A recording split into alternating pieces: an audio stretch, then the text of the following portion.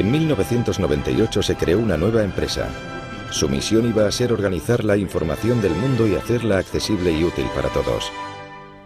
Se calculó que tardaría unos 300 años en alcanzar esa meta.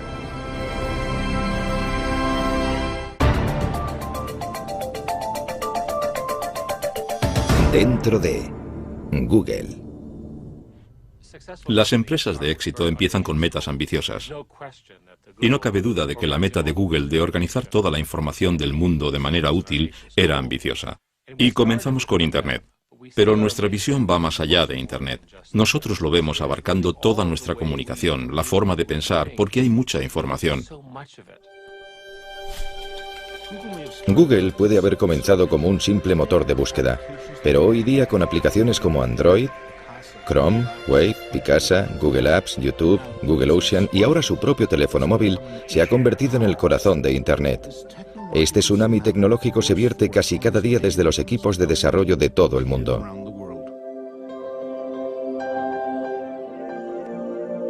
En el proceso, Google se ha convertido en la aspiradora global de los datos digitales.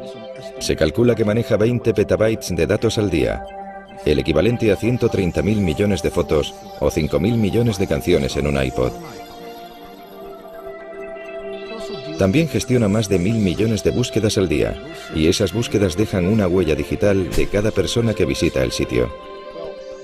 Una de las cosas interesantes de las búsquedas en Google es que realmente es una base de datos de intenciones. Es una increíble colección de lo que estás pensando en cada momento, basándose en lo que estás buscando, en lo que estás escribiendo en los emails. Y cualquier institución con acceso a este tipo de información puede tener poder sobre ti o tener un efecto negativo potencial sobre ti. ¿Sabes lo que puede ser esto? ¿Sabe alguien lo que es esto? Los fundadores de Google, Sergey Brin y Larry Page. En todo el mundo la gente entra en Google. Vale, bien. No me había dado cuenta de lo que era cuando lo he visto. Pero esto es lo que me ha ayudado. Esto es lo que gestionamos en la oficina que va a tiempo real. Y cada uno de esos puntos son entre 20 y 30 búsquedas. Su meta definitiva es convertir a Google en una entidad omnisciente. Esta sesión es sobre el futuro. Así que voy a hablar un poco sobre el tema. Y para cumplir con la misión de crear el motor de búsqueda perfecto, hay que ser inteligente. De hecho, ese motor de búsqueda será inteligencia artificial. Eso es en lo que estamos trabajando.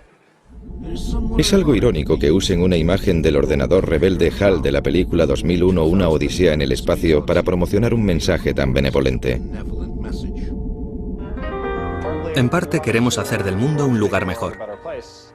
If I ruled the world, every day would be the first day of spring. En solo 10 años, Google se ha convertido en una de las mayores y más atípicas empresas de Silicon Valley. En ese tiempo ha cultivado la imagen de ser una presencia masiva pero benigna, si bien esa percepción pública está cambiando. Cuando Google comenzó a escanear y digitalizar millones de libros, diversos autores y editores, en lugar de alegrarse, iniciaron una serie de demandas por la violación de derechos de autor. Poco después de que se lanzara Google Noticias, Google se convirtió en el objetivo de una condena por parte de los medios impresos, que lo acusaron de eliminar sus ingresos publicitarios y de ser responsable del desplome de los ingresos editoriales. O con la página YouTube, propiedad de Google, la industria de la música y la televisión vio un competidor muy peligroso que minaba sus métodos tradicionales para hacer dinero. Y cuando Google comenzó a fotografiar las calles, los defensores de la privacidad pusieron el grito en el cielo. Sea cual sea la forma en que se expanda Google, siempre parece estar acompañado de caos y descontento. Y cuando la polémica surge, Google recurre al lema corporativo nacido de la aversión de uno de los primeros empleados de Google a la jerga corporativa. Yo venía de Intel y tenía la idea metida en la cabeza de que no quería trabajar en empresas grandes. Me interesaba algo un poco más provocativo, algo más interesante, algo que causara controversia. Y allí sentado en la reunión estaba intentando pensar en algo interesante y lo que me vino a la cabeza fue simplemente no seas malvado. Cuando llegué pensé que era una broma. Pensé que era una historia de marketing interno de la empresa. Y un día estaba sentado en la sala, nunca lo olvidaré. Estábamos hablando de publicidad y uno de los ingenieros, Ron, dio un puñetazo en la mesa y dijo, eso es ser malvado. Y de repente se hizo el silencio. Era como si todo el mundo hubiera saltado por la mesa y se hubiera escondido debajo. Y de repente centró la conversación en si este cambio en concreto era positivo o negativo para los clientes. Y acabamos no implantándolo por esa razón. No es un mal lema, pero está mal planteado, porque es cada vez más difícil decir que uno no es malvado al pensar en el alcance de distintas actividades en las que participan los proveedores de servicios. Ya no se trata solo de búsquedas. El motor de búsquedas Google nació en ese centro de innovación tecnológica que es el Departamento de Informática de la Universidad de Stanford. Larry Page y Sergey Brin se conocieron en la universidad en 1995. Tenían mucho en común. Sus padres eran profesores universitarios y sus madres científicas. Ambos nacieron en 1973. Ambos crecieron con ordenadores y amaban todo lo relacionado con ellos. Nuestro programa de doctorado es muy selectivo. No fue como si al presentarse el primer día yo dijera, oh vaya, es la persona más inteligente que he visto en mi vida. Héctor García Molina era uno de los asesores de Sergey Brin. Trabajaba con él en problemas de extracción de datos. Lo que destacaba de Sergey era su edad. Cuando llegó como estudiante de doctorado tenía 19 años. Eso era lo primero que se te quedaba al verle, que era un chico muy joven, que sabía mucho y era muy inteligente. Sergey Brin, nacido en Rusia, era un prodigio de las matemáticas, amante de la natación y la gimnasia. Larry Page era el inventor que quería cambiar el mundo. En un momento dado, no sé muy bien cuándo, conectaron y empezaron a trabajar juntos en el motor de búsqueda. Crearon el primer motor con piezas de ordenador sueltas, algunas de ellas prestadas del departamento de la universidad. Tras agotar sus ahorros, se les ocurrieron ingeniosas soluciones para sus limitados presupuestos. Y entonces Larry descubrió que podían ahorrar dinero comprando los discos individuales sin las cajas. Y construyeron su propia máquina obteniendo más almacenamiento por el mismo dinero. Con una estructura hecha con bloques de juguete y la salsa de su algoritmo secreto, al que llamaron Backrap, elaboraron un revolucionario motor de búsqueda. Se veía enseguida que el orden de las páginas era mucho mejor que el que estaba ofreciendo Altavista. A mediados de los 90, Altavista, como casi todos los buscadores, solo buscaba texto, ordenando los resultados según la cantidad de veces que aparecía la palabra clave. El motor de búsqueda de Larry y Sergey era mucho más sofisticado, gracias a un algoritmo matemático que se fijaba en la cantidad de links de entrada y salida de las páginas web. Cuantos más links, mayor era el rango. La primera búsqueda que hice en Google fue tipo de cambio canadiense. Y me dio exactamente la información necesaria relacionada con ese concepto. Y odio usar esta expresión, pero me quedé de piedra por el hecho de que podía encontrar justo lo que quería rápidamente. Creo que se dieron cuenta de que trabajar en este proyecto en el contexto universitario no les daba el alcance y la escala que realmente necesitaban para que funcionara de verdad. Así que dijeron, dejemos de estudiar de momento, creemos la empresa, pongámosla en marcha y luego volvemos y terminamos la investigación. Larry y Sergey se preparaban para abandonar Stanford y crear su empresa que para entonces ya habían registrado como Google, un término matemático mal deletreado que equivale al número 1 elevado a 100. Mientras, seguían asistiendo a clases de informática. Y presentaron unos trabajos que habían hecho sobre el motor de búsqueda y, claro, dado mi interés, quise formar parte de ello. Google obtuvo su primer empleado, Craig Silverstein, otro estudiante de doctorado. Al principio éramos 3, y parecía que eso iba a ser así por mucho tiempo. Nos preocupaba mucho el ambiente. Hubo algunos candidatos que no contratamos, aunque parecían bien preparados técnicamente, porque no nos parecía que encajara su personalidad para trabajar con nosotros. Los 3 estudiantes de Stanford abrieron su cuartel general en un garaje siguiendo el tópico de Silicon Valley. La empresa empezaba a expandirse. Yo entré en enero de 1999, pocos meses después de que se creara la empresa. Había otras 4 personas en la empresa, incluidos Larry y Sergey en ese momento, y alquilaban la mitad de la casa a alguien que todavía vivía allí, y que ahora es el vicepresidente de Google. Y los ordenadores, todo el mundo trabajaba en despachos, o dormitorios más bien, y el garaje estaba incluido. Y creo que ahí teníamos la impresora, y una mesa de ping-pong. Pero no toda la empresa estaba en el garaje. Claro que trabajábamos en el garaje. Yo me aseguré de que así fuera. Era un día al mes o quizá 2 días al mes. Pero yo me empeñaba en que de vez en cuando fuéramos al garaje y trabajáramos allí. Yo quería poder decirle a la gente en un futuro que habíamos empezado en un garaje. Así que quiero que conste que empezamos en un garaje. Solo que el garaje lindaba con una casa que tenía habitaciones. Cuando Google creció demasiado para el garaje, se trasladó su cuartel general a un espacio de oficinas normal en el centro de Palo Alto. En esa época estábamos en Palo Alto. Era como una ciudad-restaurante. Mi meta era ir a uno distinto cada noche. Cenábamos por ahí casi siempre. Y lo cierto es que también comíamos al mediodía fuera.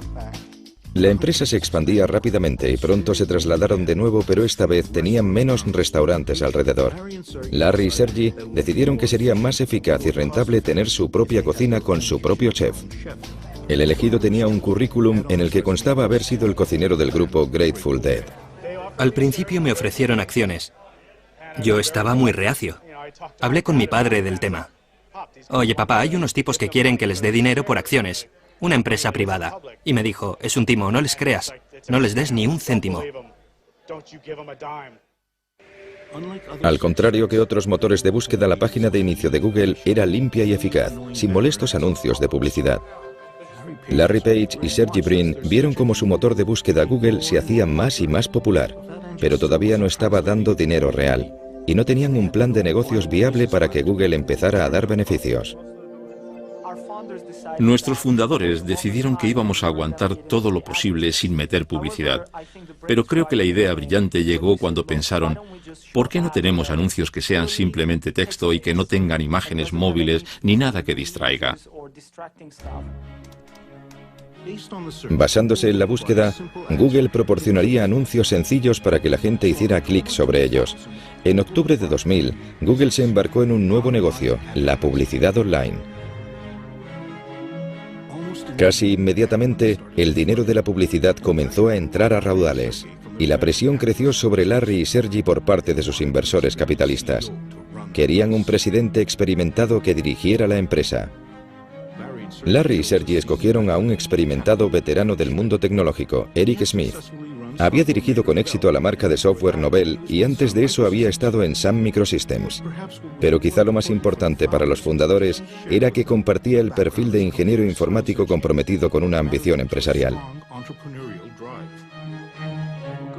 Google ha optado por la postura de que la creatividad se da en los empresarios individuales dentro de la empresa. A menudo tienen una idea, pero no tienen tiempo para desarrollarla. Así que inventamos un concepto llamado 20% de tiempo. Y el personal técnico de la empresa le animamos a que pase el 20% de su tiempo profesional con cosas que le parezcan interesantes a ellos, no a nosotros.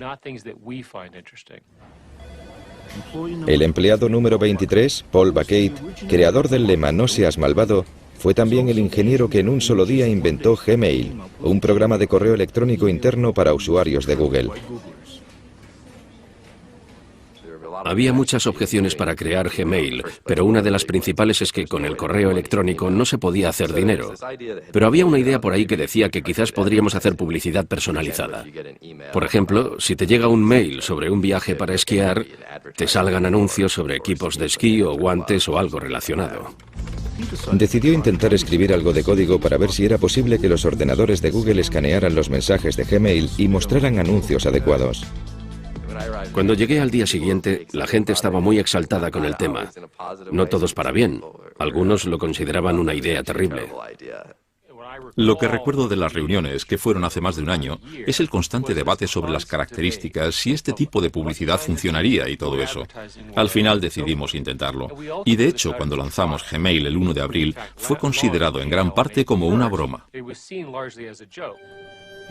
La introducción de los anuncios personalizados de Gmail en 2004 demostraron no ser un añadido más a la creciente línea de negocios de Google.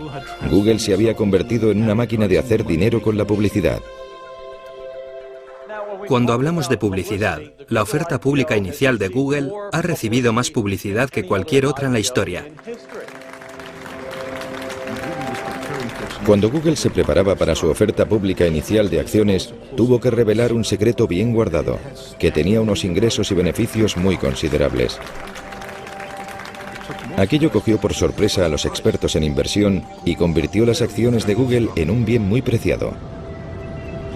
Así, el 19 de agosto de 2004, el primer día de las acciones de Google en el mercado, se crearon cientos de millonarios.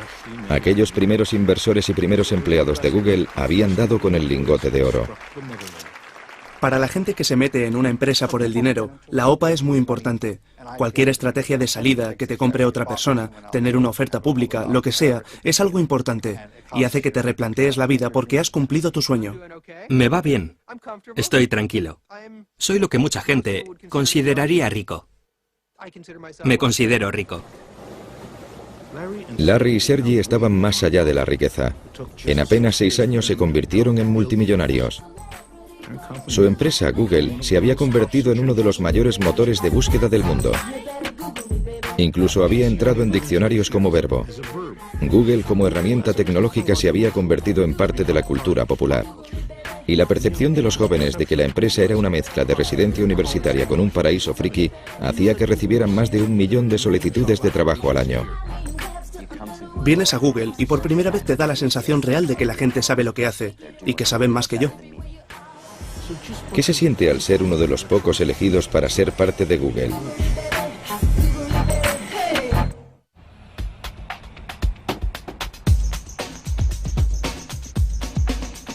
El Googleplex, como llaman a las instalaciones de Google sus usuarios, está creado para hacerles sentir los mejores y los más inteligentes. Merecedores de comida gratis, un servicio subvencionado de masajista, lavandería gratuita y una barbería sobre ruedas. Creo que una de las mejores cosas de Larry y Sergey es que fueron muy inteligentes y muy brillantes, pero creo que de lo mejor que han hecho es asegurarse de estar rodeados de la gente más inteligente y brillante que pudieran encontrar. Google recibe más de 1 millón de solicitudes de empleo al año, pero para entrar a formar parte de los 20.000 empleados de la empresa hay que pasar por un interminable laberinto de pruebas y entrevistas. Regine Seth, otro licenciado en informática de Stanford, había trabajado en empresas de alta tecnología antes de intentarlo en Google. Creo que me hicieron alrededor de 10 y 15 entrevistas, y la última fue por fin con Larry. Así que un día vine y me senté en el despacho de Larry Page para tener una entrevista con él. Y me preguntó cosas difíciles. Yo no sabía cómo me había salido, pero al parecer le gusté lo bastante como para que me ofreciera un puesto. Entre los empleados más valorados de Google, justo por debajo de los ingenieros informáticos, están los APM, o Managers de Producto Asociados. En gran medida, Google contrata a asociados como yo, recién licenciados, para poder inculcarles de alguna manera, como a mí, la forma en la que Google quiere que se comporten. La mayoría son jóvenes, recién licenciados con un expediente académico increíble y se les da una gran cantidad de responsabilidad y autoridad nada más empezar su carrera. No estamos dando mucha prioridad a eso ahora mismo, porque no pensamos que vaya a poder sustituir a la página de inicio desde el primer día. En la cosecha más reciente de APMs hay un canadiense, Jeff Harris. El trabajo que estoy haciendo es de manager de producto asociado, diseñado para gente con una formación técnica, pero que en el día a día no tiene por qué trabajar con código. Mi trabajo al final es comunicarme con los ingenieros que sí trabajan con código constantemente y asegurarme de que todos ellos estén trabajando para el mismo fin. Acabo de cumplir los 22. Creo que la mayor sorpresa al trabajar en Google es ver lo abierto que es respecto a todo lo que hacemos. Puedo mirar en nuestra web interna y ver detalles de todos los proyectos, algo genial desde el punto de vista organizativo. Puede que Google sea transparente internamente, pero como muchas otras compañías técnicas de Silicon Valley, es muy sensible sobre lo que pueden informar los extraños. Tanto el código en las pantallas de los ordenadores como los garabatos de las pizarras que parecen estar por todas partes. Creemos que hay que tener pizarras por todas partes, porque eso fomenta la creatividad. Puedes dibujar cosas, comunicar ideas y trabajar con otras personas en esa idea. ¿Se puede publicar en programación el lanzamiento al mismo tiempo o...? Sí. Muchas veces la gente saca el teléfono, hace una foto de la pizarra y la envía por email. Eso acaba siendo parte de las notas de una reunión. Además de las pizarras y la comida gratis por todas partes, otra característica de las oficinas de Google es la ausencia de papel. Nosotros trabajamos en gran medida sin papel.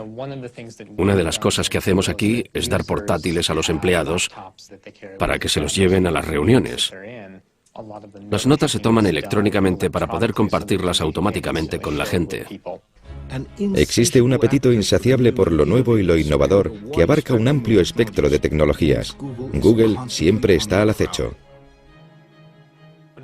Obviamente no todo se inventa en Google. También tenemos equipos que buscan tecnología punta en empresas pequeñas que podamos elegir, comprar, que podrían aprovechar la infraestructura de Google. Con dinero y acciones de sobra, Google puede adquirir las empresas que más le interesen. Así fue como YouTube se convirtió en un producto de Google, así como Google Earth y Picasa, además de un procesador de textos llamado Writely.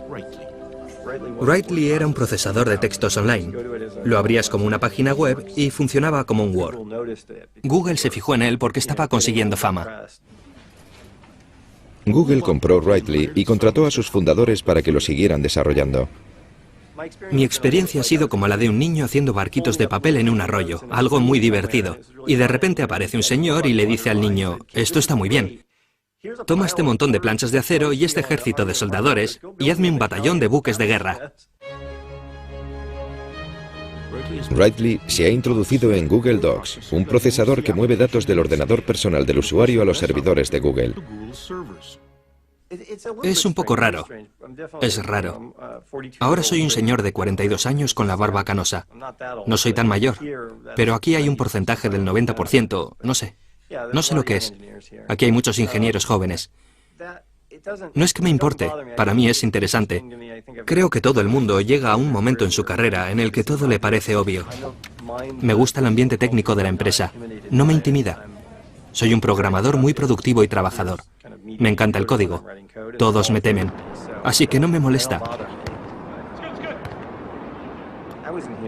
No estaba aquí cuando lo fundaron, pero mi percepción del concepto de fundación en la empresa es que querían hacer cosas y ver las cosas desde el punto de vista de los ingenieros.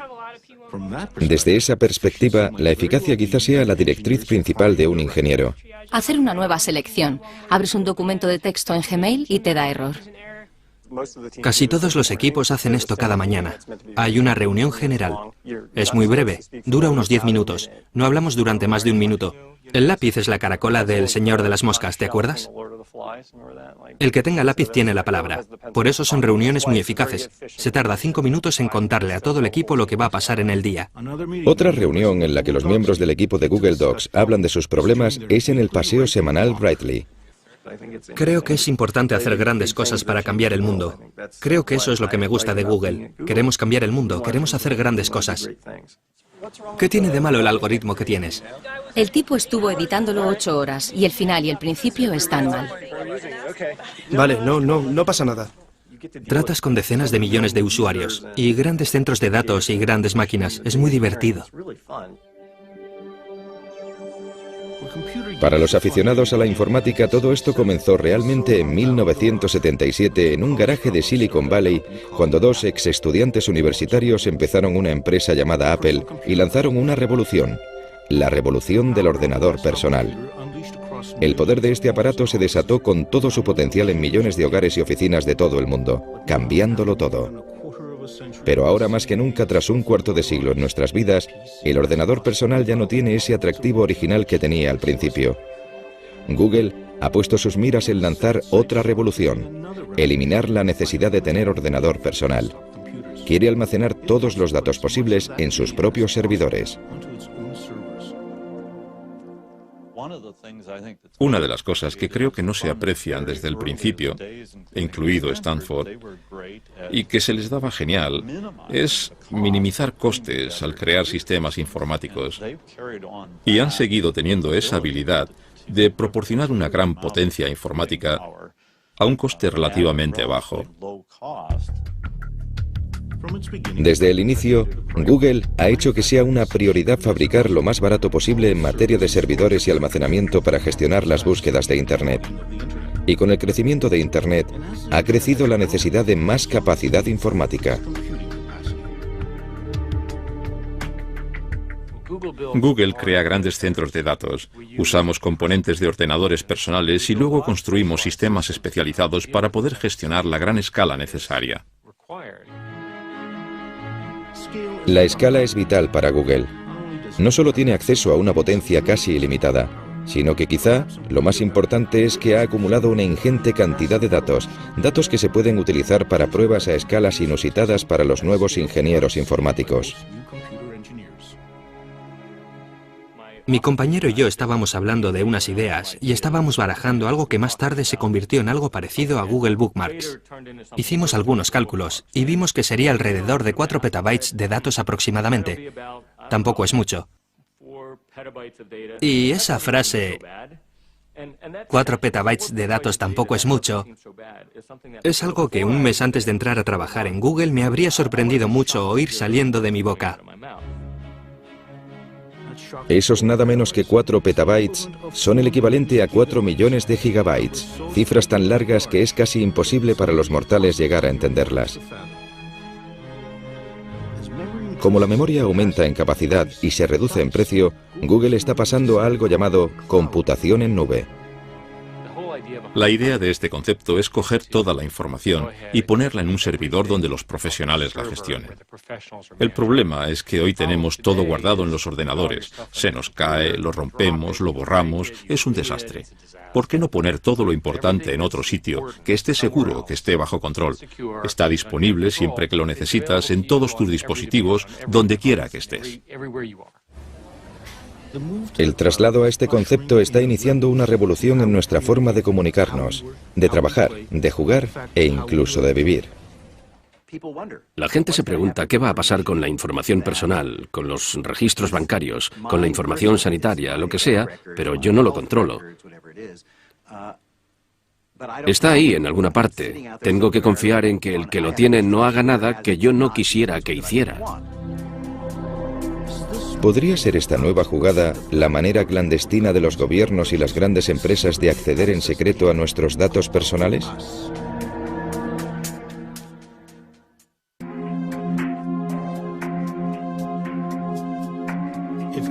Si todos los datos digitales de todas las personas se almacenan en nubes, ¿dónde están estas nubes? Una de ellas ha bajado a la falda de las montañas Blue Ridge en Carolina del Norte. Esta zona fue el corazón de la fabricación de muebles de Estados Unidos. Pero en los 90, la mano de obra barata del extranjero acabó con el empleo, dejando una economía devastada y un gran exceso de electricidad. Y resulta que los centros de datos informáticos son voraces consumidores de electricidad para poder alimentar a los servidores y enfriar las grandes cantidades de agua necesarias para la refrigeración. La ciudad de Lenoir tenía de sobra de ambas cosas, y a finales de 2005 Google llegó, pero llegó camuflado y en secreto. Desde la perspectiva de Google, al menos como yo lo veo, era que la carrera para construir estos centros de datos era tan intensa y la información, al menos para ellos, tan confidencial, que no querían que sus competidores se enteraran de lo que estaban haciendo. TJ Rohr es abogado y miembro del Consejo Municipal de Lenoir City. Él participó activamente en las negociaciones a puerta cerrada con Google. Nos daban datos que no podíamos contarle a nadie. Google tiene una actitud de o lo tomas o lo dejas. Estas son nuestras condiciones, si las quieres bien y si no, nada. Los desesperados funcionarios locales y estatales estaban ansiosos por llegar a un acuerdo que trajera a Google a este devastado condado. Le ofrecieron a Google una exención fiscal de 30 años en propiedades y equipo. En un periodo de 30 años, se calculaba que eran como 165 millones de dólares. De estos almacenes digitales que cuestan unos 600 millones de dólares cada uno, fluye un río de datos. Aquí están los correos electrónicos, las fotos, la música, los vídeos, los mapas y las búsquedas que han hecho de Google el gran recolector de información. Google no quiere divulgar cuántas granjas de servidores tiene por todo el mundo, pero se rumorea que hay alrededor de 30, todas conectadas digitalmente y firmemente plantadas en tierra. Pero eso podría cambiar. Google ha enviado la patente para crear centros de datos en alta mar. Alimentados con las últimas tecnologías en control de energía de olas, los servidores de Google estarían en barcazas. La expectativa es que los servidores marinos sean mucho más baratos de mantener, ya que desde luego no habría que pagar impuestos de propiedad inmobiliaria. Todavía queda por desarrollar el modelo, pero Google es una corporación a la que le gusta ir rápido en lo que respecta a la tecnología punta. No obstante, se tomaron su tiempo para abrir las oficinas en China. El crecimiento del uso de Internet en China es increíble. En 2009 los usuarios de Internet eran más numerosos que toda la población de Estados Unidos.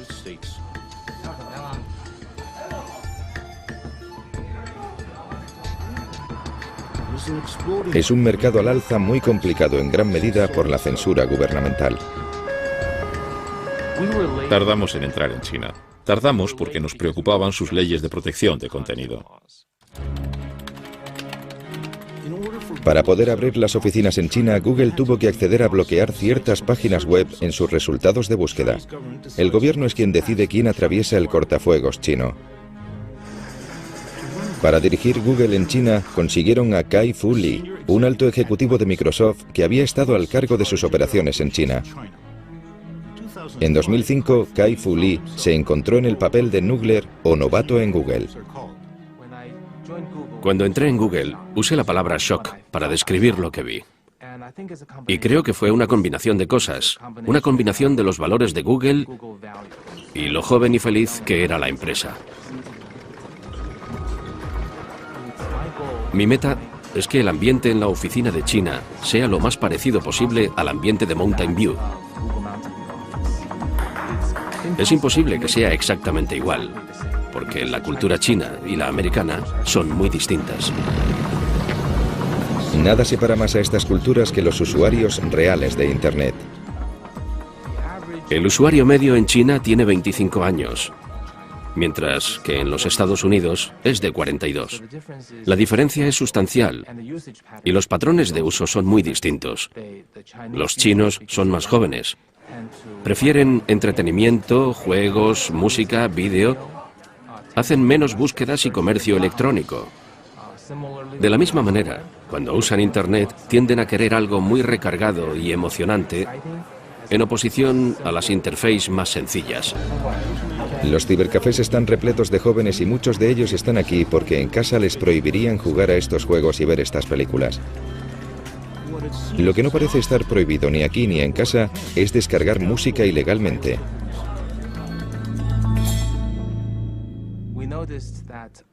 Nos hemos fijado en que la mayoría de los chinos en Internet descargan música pirata o sin licencia con otros motores de búsqueda. Y eso es un hábito, y creo que la mayoría se sienten con derecho a hacerlo.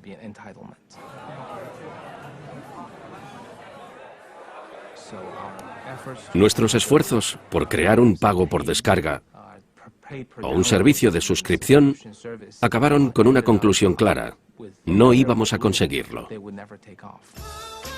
Un ingeniero de Google y un manager de producto usaron su 20% de tiempo para crear Google Music, para descargar música gratuitamente con el apoyo de la mayoría de las discográficas. Esperamos que la fórmula no solo tenga éxito y sea popular, sino que sea rentable para las discográficas, para nuestro socio y para nosotros. Mientras el gobierno chino parece tolerar la piratería musical, muestra menos paciencia con Google, acusando recientemente al buscador de difundir pornografía. Google está registrado en China, así que hemos de seguir sus leyes. Sean cuales sean. Nuestros empleados son ciudadanos chinos. Ellos tienen que seguir la ley china donde quiera que trabajen. Seguir la ley china implica que las búsquedas en Google desde el interior de China de cosas como Falun Gong, independencia del Tíbet o plaza de Tiananmen daban resultados muy distintos a los que encontraríamos fuera de China. Y así operó durante 4 años hasta que en enero de 2010, Google anunció que dejaría de censurar sus resultados de búsqueda tras un gran ciberataque originado en China contra la propiedad intelectual de Google y las cuentas de Gmail de diversos activistas de derechos humanos.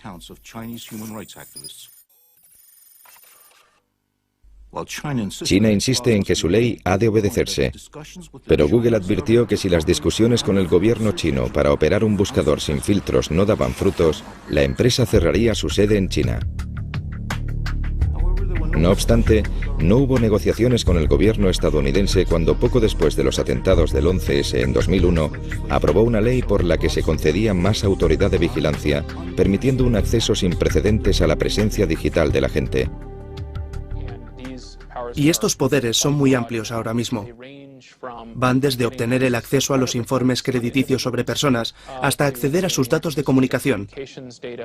A más en general, poder enviar una carta a cualquier poseedor de datos y exigirle que revele toda la información sobre determinada persona sin comunicárselo a ella, sin decírselo a nadie. Esa es la idea de la Carta de Seguridad Nacional. En el Centro de Privacidad de Datos Electrónicos en Washington, el director Mark Rottenberg se muestra preocupado por la nueva información digital migrando a granjas de servidores en nube. No digo que el gobierno no deba tener acceso a esa información en las circunstancias adecuadas. De hecho, en algunos casos es vital perseguir el crimen y favorecer las investigaciones. Pero necesitamos perspectiva, responsabilidad, transparencia. Y el problema con la computación en nube es que va a ser mucho más fácil para el gobierno realizar este tipo de espionaje sin que la gente sepa que sus datos personales, sus registros, están siendo investigados. He pedido a gente de Google que informara de cuántas citaciones y órdenes de registro les llegan al mes. No hay que decir nada más. No hay que decir de quién o para qué, solo un número. ¿Cuántas reciben? Pero no les gustó la sugerencia. La rechazaron inmediatamente. Mientras el gigante Google sigue digitalizándolo todo a su camino, acumula nuevos adeptos. La ciudad de Washington ha optado por desvincularse de Microsoft y se ha pasado a las aplicaciones de Google. Su oferta de una vida más barata, segura y colaborativa en su nube demostró ser demasiado jugosa como para rechazarla. El factor de la confianza es vital para toda la marca. Si Google quebrantara la confianza de alguien, la prensa nos destrozaría y de repente la gente retendría su información, dejarían de buscar, nuestros ingresos bajarían, sería terrible, terrible para la empresa y terrible para ellos. Por eso nos lo tomamos muy en serio. Hay gente que no confía en este altruismo inocente, de que realmente creamos productos que mejoran a los usuarios. Ven intenciones ocultas, de que intentamos controlar el mundo, cosas así. Pero ¿qué puedo decir? Procedemos de entornos académicos, no pensamos de esa manera. Pero Google también tiene que preocuparse de un grupo de principiantes dispuestos a cambiar el mundo de las búsquedas. Descartando el modelo original de Google de un buscador de datos, se están acercando a la misma idea desde otro ángulo. Quieren controlar el poder de lo que se conoce como la sabiduría de los amigos. Creo que este es el sitio que va a definir los próximos años lo que Internet y el mundo van a ser. ¿Por qué entonces algunos de los grandes representantes de la búsqueda social son extrabajadores de Google listos a retar a su ex empresa?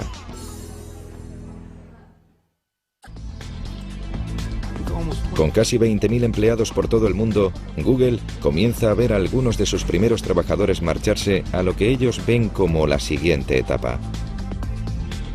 En un barrio obrero de San Francisco, una empresa nueva de Internet tiene abundante ADN de Google. Varios de sus fundadores son extrabajadores de la empresa, pero su compañía Adbar quiere ir más allá de Google y transformar la búsqueda en sí. Nos gusta llamarlo búsqueda social. Es la idea de que estás buscando a la persona adecuada en cada momento. Y no es que quieras saber su biografía, es que quieres interactuar con ellos, porque ellos saben algo que te puede ayudar en cada momento. A veces no está escrito como tal en una página web, pero alguien en alguna parte sabe la respuesta. Y todos tenemos redes sociales.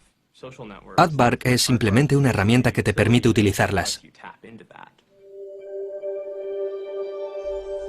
No lejos de allí, en un centro industrial en Silicon Valley, hay otra empresa de redes sociales con su propia e impresionante lista de ex-Googles que incluye a Paul Bucket, el hombre que acuñó quizá atinadamente el famoso lema de Google, "No seas malvado". Su pequeña empresa llamada FriendFeed está desarrollando un servicio de redes sociales que comparte y guarda lo que los amigos escuchan, leen y comentan en Internet. Ninguno sabemos lo que va a pasar, pero en muchos aspectos eso es lo divertido de crear una empresa. En una gran empresa puedo predecir fácilmente lo que va a pasar al año que viene, pero al crear una empresa no sabes lo que va a pasar mañana. El año que viene podría ser un gran éxito o un gran fracaso. Google ha estado observando a FriendFeed para una posible adquisición, pero antes de que FriendFeed llegara a su segundo año, fue engullida por una red social llamada Facebook. Se cree que por $50 millones. Facebook, fundada por un exalumno de Harvard en 2004, ha experimentado un crecimiento explosivo y representa un gran reto para Google. Asimismo, atrae a un sorprendente número de ex-Googles. Creo que irme de Google y optar por venir a Facebook demuestra lo convencido que estoy de la importancia de la misión de Facebook. Facebook, junto con Twitter, son las redes sociales más populares del mundo y han comprendido que sus recomendaciones de amistad son una forma de búsqueda que nada tiene que ver con los fríos algoritmos de cálculo de Google. Para la mayoría de la gente fuera de la ingeniería, el mundo consiste en relaciones. Consiste en conectar con otros seres humanos, y en ese sentido Facebook realmente es el siguiente paso en la evolución de lo que realmente importa desde una perspectiva tecnológica. Google entró en las redes sociales con algo llamado Orkut, que si bien fue tremendamente popular en India y Sudamérica, no consiguió atraer a las masas en Europa y Norteamérica. Google no llegó a entrar en el negocio de las redes sociales y creo que en parte es por la personalidad de sus fundadores. Creo que son ingenieros y ya sabes, no es prioridad charlar con sus amigos, sino obtener información del mundo científico. Eso es lo que les importa. Creo que en cierto sentido tenían el prejuicio de que esto no era algo interesante, que no era importante. ¿Por qué iba a querer nadie perder el tiempo con eso? Y claro, el mundo ha adoptado Facebook y Twitter y todas esas cosas, y Google tiene los medios técnicos para hacerlo. Sí, podemos poner cosas como Twitter en Gmail, podemos poner Facebook en aplicaciones que tenemos Orkut, pero creo que realmente la empresa no quiere eso. No es la prioridad de la empresa, se trata de la información, de toda la información mundial. Google realmente opina que los datos van a aportarle un gran beneficio a la sociedad. La empresa opina de veras que va a encontrar la manera de hacer que los datos mejoren nuestras vidas, que las haga más fáciles, tomar mejores decisiones. Lo creen de verdad. Por ejemplo, con las tendencias de la gripe, opinan que al hacer seguimientos de búsquedas como tos y otros problemas médicos, van a detectar los brotes de gripe, van a poder mejorar las intervenciones sanitarias y así morirá menos gente. Cuando Google lanzó su OPA, Larry y Sergey escribieron personalmente una carta explicando sus aspiraciones futuras. Google no es una empresa convencional y no pretendemos serlo. La misión de Google es recoger todos los datos del mundo y hacerlos accesibles y útiles, y hacerlos en 300 años yendo más allá de la búsqueda en sitios de Internet, tanto fotografiando calles como digitalizando libros o convirtiendo dispositivos móviles en portales de Internet, o creando el mayor depósito de vídeo del planeta en su propia nube. Google sigue siendo un fenómeno tecnológico, pero su futuro está en algo bastante poco científico: la confianza. Eso es lo que hace que les demos nuestros datos para que los mantengan alejados de hackers y espías del gobierno. La confianza de que no van a dar mal uso a nuestra información y de que estará a la altura de su lema, "No seas malvado".